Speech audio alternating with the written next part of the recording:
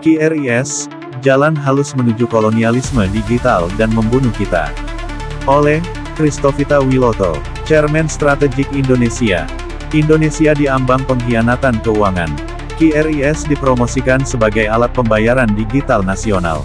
Tapi banyak rakyat tidak sadar bahwa di balik slogan, praktis, cepat, aman, ada bahaya besar yang mengancam hilangnya kedaulatan finansial Indonesia. QRIS bukan sekadar teknologi. Ia adalah pintu masuk sistem global yang bisa mengendalikan perut rakyat, arah belanja, bahkan pola hidup. Apa itu QRIS dan siapa di belakangnya? QRIS Quick Response Code Indonesian Standard digagas oleh Bank Indonesia untuk menyatukan sistem pembayaran digital. Tapi kenyataannya, implementasinya sangat tergantung pada jaringan luar negeri, Visa, Mastercard, server cloud asing, dan sistem keamanan yang tidak transparan. Bahkan log data transaksi bisa diakses entitas luar. Ini bukan lagi sistem nasional. Ini sistem kolonial baru. Dari inovasi ke dominasi. Awalnya QRIS tampak seperti inovasi. Tapi siapa yang kuasai teknologi? Dia kuasai ekonomi. Setelah semua rakyat terbiasa tidak pegang uang tunai, dan seluruh transaksi lewat QRIS, maka satu ketukan bisa membekukan rekening rakyat. Negara bisa dijajah tanpa tembakan. Cukup matikan sistemnya, dan seluruh ekonomi akan lumpuh. Rakyat tidak sadar mereka dikawal. Setiap transaksi lewat QRIS menyimpan data, apa yang kita beli, di mana, kapan, berapa besar, dan pola belanja kita. Semua itu direkam. Siapa pemilik data terbesar? Dia penguasa dunia. Saat ini, pemiliknya bukan Bank Indonesia. Bahkan bukan pemerintah. Tapi jaringan global yang terhubung ke sistem server asing. Bank Indonesia, alat atau benteng. Seharusnya Bank Indonesia jadi benteng terakhir. Tapi dalam banyak kebijakan, BI justru mempermudah jalan masuk sistem luar. Bukan membuat firewall digital nasional, tapi malah membuka gerbang. Bahkan beberapa pejabat BI lebih loyal kepada lembaga internasional daripada rakyat Indonesia. Ini pengkhianatan. Jebakan QRIS dalam strategi global elit digital. Jangan kira QRIS hanya soal e-wallet. Di balik ini ada strategi global elit digital. Mereka ingin semua negara tunduk pada sistem pembayaran universal yang mereka kontrol. Indonesia, dengan populasi besar dan ekonomi tumbuh, jadi target utama. QRIS adalah versi lembut dari penjajahan ekonomi digital. Apa yang akan terjadi dalam 5 tahun ke depan? Jika tidak dihentikan, maka dalam 5 tahun, semua uang tunai akan hilang. Rakyat tidak bisa belanja tanpa izin sistem.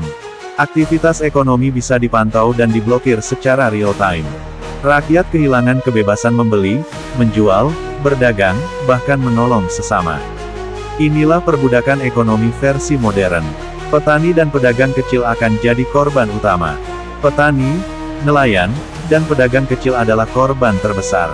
Mereka tidak punya akses kuat ke teknologi. Tapi mereka dipaksa ikut QRIS. Lalu semua transaksi dipotong, dikenai biaya, dan akhirnya mereka tergantung pada jaringan yang mereka sendiri tidak paham. Di zaman dulu, kita dijajah VOC. Kini kita dijajah aplikasi. Apakah QRIS membawa keadilan ekonomi? Pemerintah bilang QRIS meratakan akses. Tapi kenyataannya, rakyat kecil makin terjerat potongan biaya transaksi. Pemilik platform digital makin kaya. Negara kehilangan kontrol atas uang beredar. QRIS bukan alat keadilan. Ia jadi alat penghisapan terselubung. Solusinya bukan kembali ke uang kertas, tapi bangun sistem nasional yang berdaulat. Kita tidak anti teknologi, tapi teknologi harus melayani rakyat, bukan menjajah. Indonesia harus punya sistem pembayaran digital buatan sendiri, server di dalam negeri, kontrol di bawah rakyat, bukan korporasi asing. Jika tidak, maka QRIS akan jadi Trojan Horse yang merobek kedaulatan bangsa. Pembunuhan ekonomi tunai secara sistematis. QRIS bukan hadir sebagai pilihan, tapi sebagai pemaksaan. Pemerintah dan bank pelan-pelan membunuh sistem tunai. Bahkan layanan publik, parkir, tiket, hingga warung, kini didorong untuk non-tunai saja. Ini bukan evolusi. Ini penggusuran budaya ekonomi yang selama ini menjaga akses ekonomi rakyat kecil tetap hidup. Rakyat dibodohi dalam bungkus modernisasi. Kata-kata seperti digitalisasi, inklusif, dan efisiensi digunakan sebagai senjata. Tapi kenyataannya, digitalisasi tanpa kedaulatan adalah penghancuran akar ekonomi bangsa. Rakyat diajak maju, tapi ke dalam jebakan sistem yang tidak bisa mereka kontrol. QRIS menguntungkan siapa? Jawabannya, bukan rakyat. QRIS dan strategi pemantauan totalitas. Semua transaksi terekam, lokasi, frekuensi, jenis produk, bahkan waktu. Dari situ, algoritma akan mengendalikan promosi, iklan, dan bahkan keputusan kredit. Rakyat akan diukur bukan oleh moralnya, tapi oleh jejak digitalnya. Lama-lama, nilai hidup manusia ditentukan oleh skor transaksi. Inilah dunia Orwellian versi digital. Pintu menuju digital currency yang tidak berdaulat. QRIS hanyalah tahap awal. Setelah semua orang menggunakan QRIS, maka Central Bank Digital Currency (CBDC) akan masuk. Di titik itu, uang fisik akan dihapus, dan semua transaksi lewat kode. Jika pemerintah atau sistem tidak suka Anda, maka Anda tinggal dikunci dari sistem. Itulah titik final, kontrol total. Indonesia bukan Cina, rakyat tidak bisa dibungkam. Di China, sistem seperti ini sudah berjalan. Rakyat bisa dibekukan dari ekonomi hanya karena kritik di media sosial. Indonesia bukan China, tapi kalau kita tidak sadar, kita akan diubah menjadi seperti itu. Bukan lewat paksa, tapi lewat kebiasaan. QRIS pelan-pelan membentuk pola pikir tunduk. Generasi muda diprogram untuk takluk. Anak muda sekarang bangga dengan cashless. Tapi mereka tidak tahu bahwa hidup mereka sedang diprogram, hanya bisa membeli yang disetujui, hanya bisa investasi yang resmi, dan hanya bisa transaksi selama punya izin sistem. Dari bebas menjadi budak, dari mandiri menjadi dikendalikan, dan semua dimulai dari QRIS. Bisnis nasional dikuasai platform asing. QRIS dihubungkan dengan berbagai dompet digital yang terhubung ke perusahaan asing. Gojek, Shopee, Grab, OVO, semuanya punya integrasi luar negeri.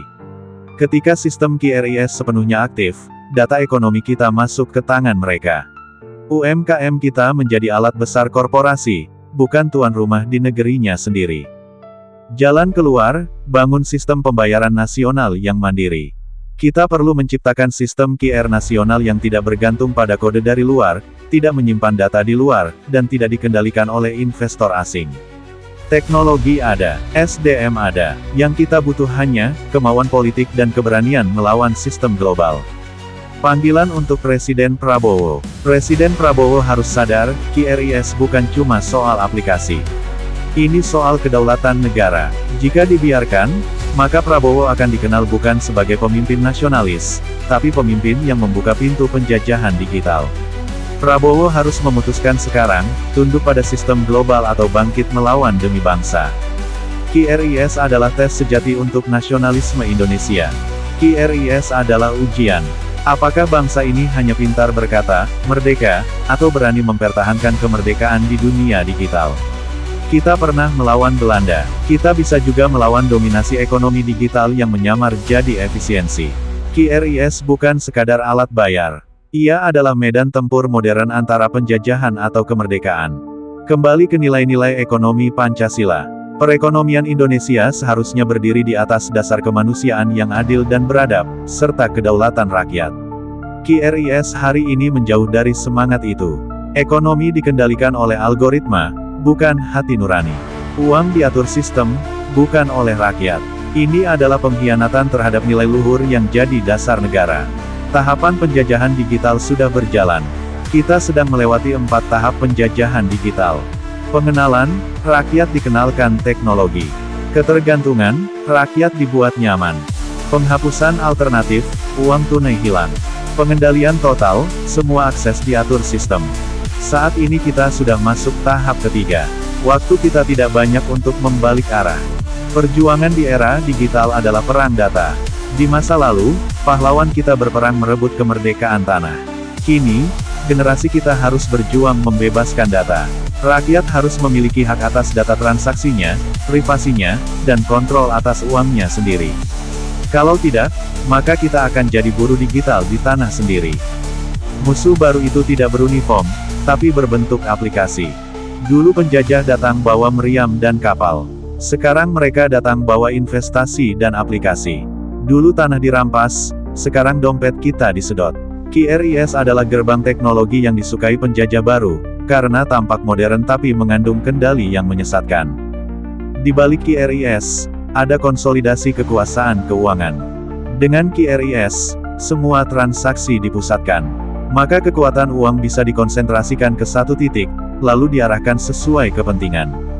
Bila dipakai benar, sistem ini bisa efisien. Tapi bila salah arah, maka ia menjadi alat monopoli oleh elit yang tak terlihat. Kedaulatan ekonomi adalah dasar kedaulatan nasional. Tidak ada negara merdeka tanpa ekonomi yang merdeka. Dan tidak ada ekonomi merdeka jika seluruh transaksinya bisa dibekukan oleh server di luar negeri.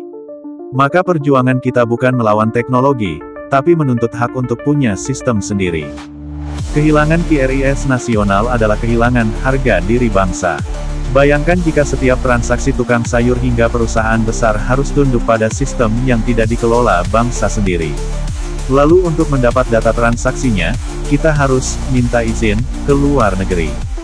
Di titik itu, kita bukan lagi bangsa berdaulat. Kita jadi penyewa di tanah sendiri. Suara rakyat adalah suara Tuhan. Jika rakyat sadar, maka perubahan bisa terjadi. Jika pelaku UMKM, petani, pedagang, dan masyarakat kota bangkit bersuara, maka QRIS bisa diperbaiki. Kita harus menolak sistem pembayaran nasional yang dikendalikan asing. Kita harus minta audit terbuka, transparansi, dan kedaulatan. Ini bukan urusan elit, ini urusan hidup sehari-hari. Kebangkitan baru, QRIS versi merdeka. Solusinya bukan kembali ke masa lalu, tapi membangun sistem digital Indonesia yang berdaulat dan transparan dengan langkah 1. QR buatan anak bangsa. 2. Server di dalam negeri. 3. Tidak tergantung platform luar. 4. Perlindungan data rakyat. 5. Tanpa pemaksaan. Dengan ini, digitalisasi bisa jadi berkat, bukan jebakan. QRIS dan masa depan kemerdekaan Indonesia. QRIS adalah pilihan strategis. Jika dibiarkan lepas kendali, maka Indonesia akan masuk masa kolonialisme gelombang ketiga, penjajahan digital dan ekonomi algoritmik. Tapi jika bangsa ini bangkit, sadar, dan bersatu menuntut kedaulatan, maka QRIS bisa diubah menjadi alat kemerdekaan sejati. Sekarang pilihan ada di tangan rakyat. Mau tunduk atau bangkit?